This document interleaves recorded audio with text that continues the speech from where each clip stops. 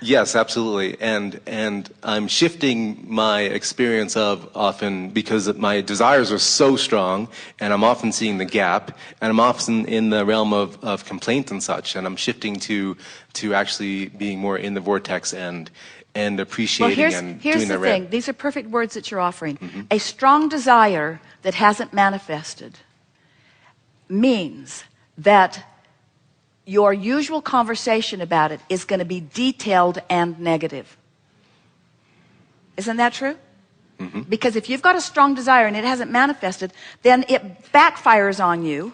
So what is the logical thing? If you've got a strong desire that isn't manifesting, which means you've got some detailed stuff going on that's holding it from manifesting, that's causing the resistance, that's keeping it from revealing itself to you because you're not ready for it to reveal itself to you because you're vibrationally out of whack.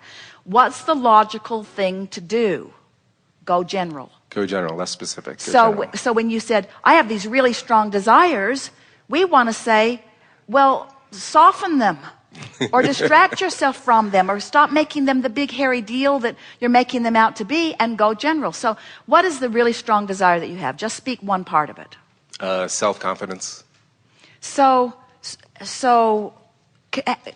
go general about that. Self-confidence, be specific. Be specific as you can be in a negative way, just for a moment. I have self-doubt sometimes. And it holds me back. I criticize. I don't accept myself the way I am. I'm always striving towards that place to be. Do you see how he started out, and now he's used the word always, so it's gotten more specific. I always do what? I have such high standards, and I so want to be this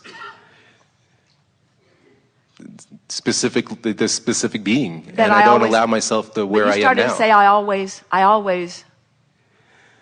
I'm not sure where I always sabotage myself, or I always have self-doubt, or I always, so really specific and really uncomfortable. So go general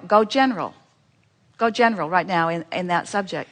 I'm not as confident as I'd like to be, but I guess a lot of people aren't. And I don't have to figure it out all right now. And things are getting sort of kind of better for me. Taken a whole lot longer than I want it to, but I guess I'll probably make my way along in time, just more general. And things are not really going so bad. There are a lot of things that are pretty good. And there have been a lot of things that I've wanted to accomplish that I have accomplished. And this is sort of the last holdout that I'm really looking forward to releasing. And I can feel that it's sort of a big key for me. So it's going to be really a satisfying sense of relief when I finally let go of it. And I have the sense I don't have to let go of it all at once, that it will be a sort of gradual thing.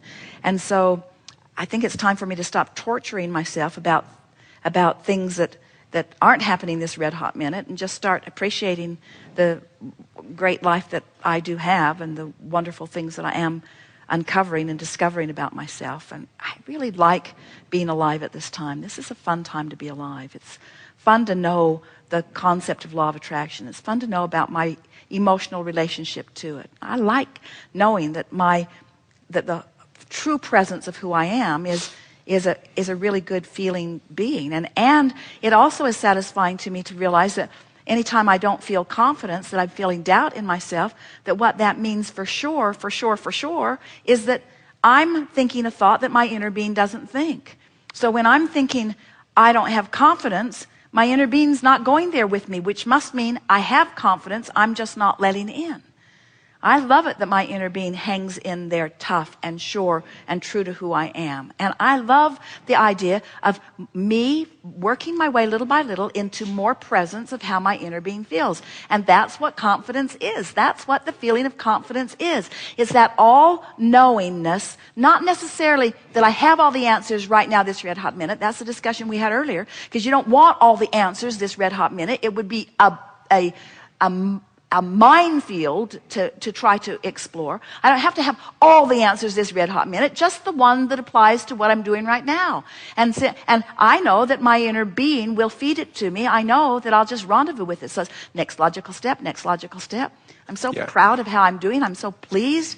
I'm so full of zest for life. I'm so eager about moving on. I love knowing who I really am and what my inner being really feels. And I don't think it's such a bad thing to know what my inner being feels by me knowing its opposite. That's not a bad thing. That's a good thing. When I feel rotten, that means my inner being feels great. That's worth something, don't you think? Mm-hmm. In fact, the rottener I feel is a greater indication of how good my inner being feels. Isn't that good to know? Inner being? It's disgusting that you feel that good. Because if you didn't feel that good, I couldn't feel this bad. You need to adjust something. And inner being just stands and smiles, waiting for you to join the confidence and the knowledge. Confidence comes with knowledge. Knowledge comes with presence of source within you. Yes. And the confidence, I think I might have chosen the wrong word, but that's all accurate and very good. No, you didn't. That's a perfect word. For me, it's self-criticism. It's like they're not allowing where I am now. Like, it feels like my desire is so strong that where I am now compared to where I want to be. Feels that my desire is too strong. Let's go back there. I've got such a strongly focused, I have a strong desire that I'm on the flip side of, and I can't get there from there. In other words, my desire is so strong, but I'm not practiced in the other end of it. So every time you say that, you've been saying that a lot. I have a really, really, really strong desire. I have big goals. I have big expectations of myself and of life and of the government and of the economists. I have big expectations, and they and myself are letting us all down. In other words, and we say, go general, go general. It keeps working out. The earth keeps spinning. The sun comes up every morning. The plants keep growing. The water keeps flowing. My heart pumps all through the night without my attention to it. Things are working well. I have big desires, but I have in time the ability to achieve all of them. It's just one step at a time. I don't have to go faster than I can go. When Esther was growing up, she lived in a very small town. There were 721 people until she left.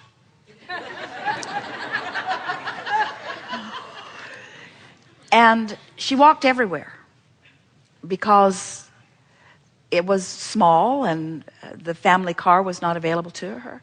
And she remembers the feeling of needing to go faster and not being able to. In other words, you can only walk so fast. In other words, she just wanted to teleport herself there. In other words, that feeling of impatience, of not being able to cover a distance any faster. And that a lot of you have those feelings. That it's just in the airport, the announcement says, "Thank you for your patience." And Esther always says, "I'm not patient." Don't thank me for patience. In other words, we don't want you to acquiesce. We don't want you to give in to that feeling of not enough momentum. And so when you say, I have big goals, add to that, I have big goals which, like everybody's big goals, are unachievable all at once. It's not ever been my goal to live it all now. It's been my intention as I came forth to savor the unfolding of it. In other words, when somebody hands you an ice cream cone that is the most delicious ice cream that you have ever tasted. You've tasted it all of the flavors from all of the places, and you've identified that this is the one that you like the best. And it's this wonderful day, and it's piled high, and it's in your hand, and you don't say, I'm going to see how quickly I can eat this. I'm going to see how fast I can bring this ice cream experience to an end. How quickly can I get this over with? Instead, you savor it, don't you? Don't you savor it? Don't you lick it off your arm and up your hand and around the cone? Absolutely. And you don't even want any of it to drip on the sidewalk. You try to get it all. In other words, you... And that comes back to where I started with, that's the level of presence that I wish again. And I do have that experience that you're speaking of the rushing and the fast pace and the trying to get to all these things that I want. And so I'm playing that game of balance. But here's the game we want you to play. Because you've done the vortex work, then there's not a void of good things that are happening. There's a constant unfolding of good things that are happening. Information being given to you, being revealed to you, the path unfolding.